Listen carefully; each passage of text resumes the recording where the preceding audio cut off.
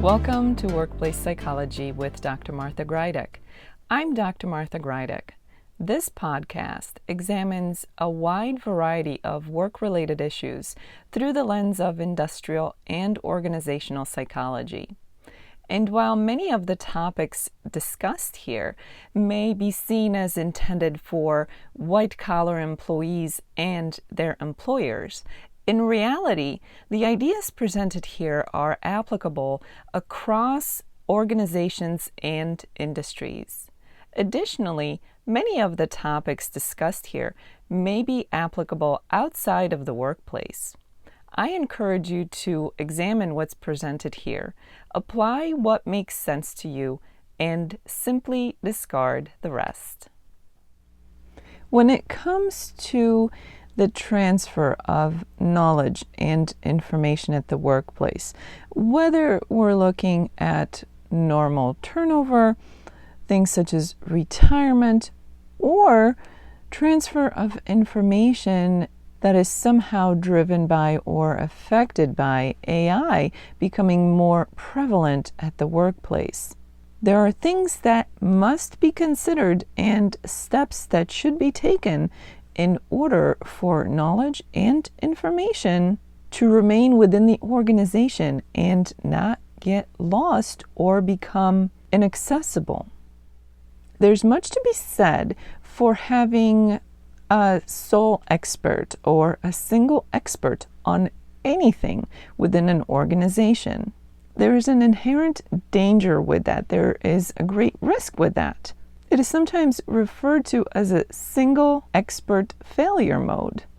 When knowledge and information lies within one person, once that person is gone, whether it's permanently or for an extended period of time, the absence of their knowledge, expertise, experience, and the information that they hold can prove to be detrimental to any organization. Of course, there are different types of knowledge and information, all of which are important, all of which come into play when it comes to proper transfer of knowledge and information. Let's start with explicit knowledge. This is knowledge or information that is organized, that is recorded and cataloged, things that can be written down, translated as procedures, steps, policies.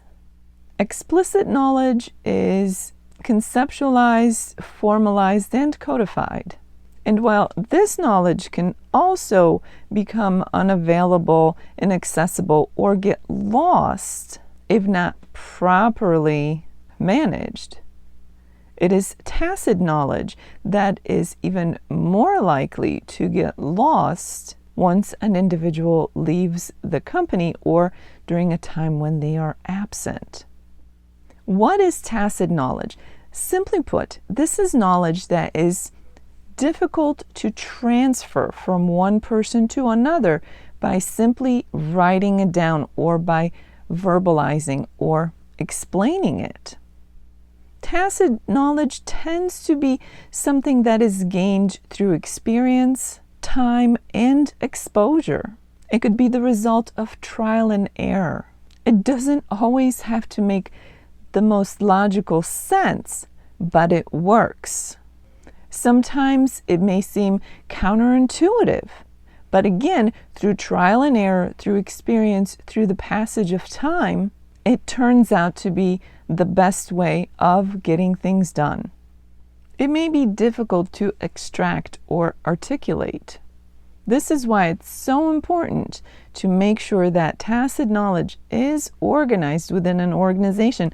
Otherwise, there's a greater risk of it being lost during absences or turnovers.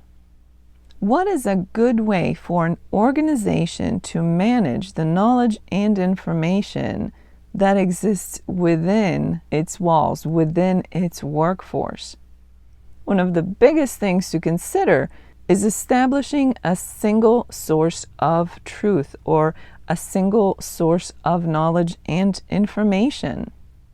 Things such as written steps or logs or checklists or decision logs can be tremendously helpful. Sometimes tacit knowledge has to be recorded through forms of narratives and examples.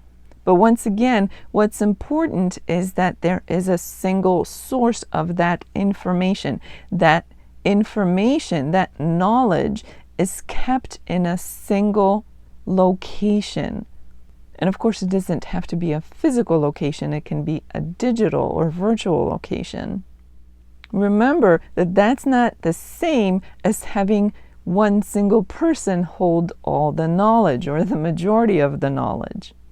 A single source of truth or information should be accessible to multiple people, ideally anybody who needs that information. In other words, managing information effectively and properly requires intentional and well-organized systems to exist within the organization.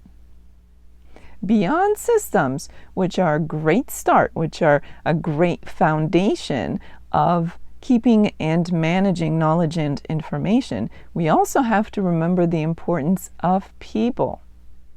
An organization has the responsibility to avoid the single expert mode. Once again, this is important in case that person is absent for any length of time or leaves the company in some capacity. If the absence of certain knowledge and information would prove to be detrimental to an organization, it is the organization's responsibility to prevent the existence of a single expert mode within that entity. Since people and systems work together within an organization for best results, to produce the best outcomes, an organization can engage in things such as shadowing at work, where people learn, in essence, acquire knowledge and information by shadowing their colleagues for a certain period of time, and ideally on a somewhat regular basis. Pairing people up for cross-training and rotation is also a great way of engaging people and systems to retain important knowledge and information, especially tacit or implicit knowledge. When it comes to retention of knowledge and information within an organization, properly designed and properly executed offboarding practices can be absolutely critical to the organization. And again, this is another example of people and systems coming together for best results, best outcomes. Of course, regular engagement, intentional engagement on the part of the organization is key.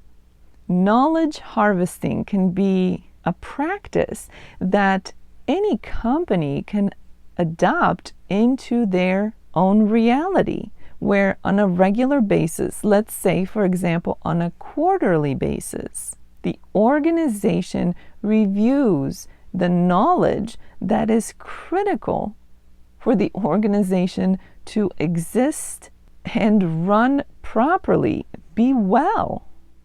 Remember, doing it once is not enough.